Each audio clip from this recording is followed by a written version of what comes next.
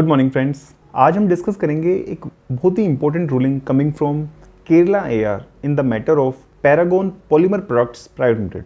ये जो रूलिंग है it is in context of proviso second proviso to section 16 subsection 2 of CGST act. इस case में जो एप्लीकेंट है पैरागॉन, वो कुछ रॉ मटेरियल सप्लाई करता है टू वेरियस आउटसाइड वेंडर्स और उसके बाद जो वो वेंडर्स हैं वो फिनिश प्रोडक्ट को सेल कर देते हैं through invoice to Paragon itself.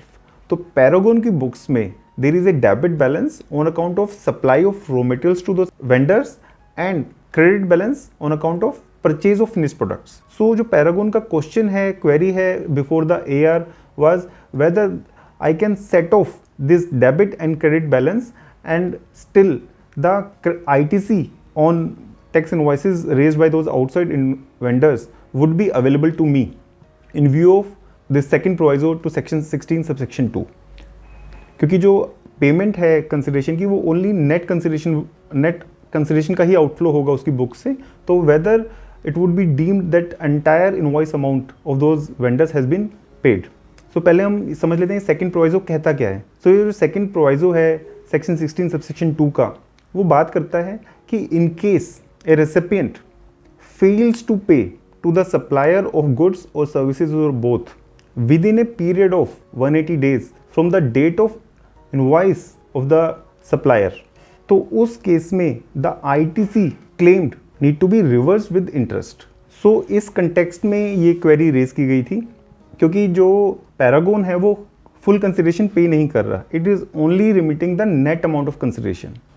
सो इस केस में जो AR है उसने देखा कि जो कंसिडरेशन की डेफिनेशन है as given under section 2 subsection 31 of CGST act, वो बहुत ही वाइड है, बहुत ही ब्रॉड है और वो इंक्लूड करती है any payment whether in money और अदरवाइज, और काफ़ी वाइड डेफिनेशन है।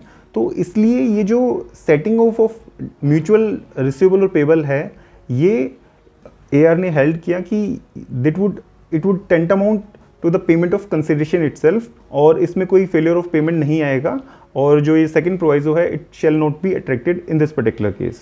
तो this is a very welcome and clarificatory ruling because पहले भी जो MRF लिमिटेड के केस में तमिलनाडु AAAR की प्लस बाकी भी रूलिंग्स आई थी कि फाइनेंशियल क्रेडिट नोट के केस में जो आपकी फाइनेंशियल क्रेडिट नोट अगर बाद में रेज होता है या कोई डिस्काउंट मिल जाती है या कुछ और क्रेडिट्स आ जाते हैं तो उस केस में भी इस सेकंड प्रोवाइजो की कंप्लायंस मानी जाएगी and there would not be any requirement to reverse the ITC।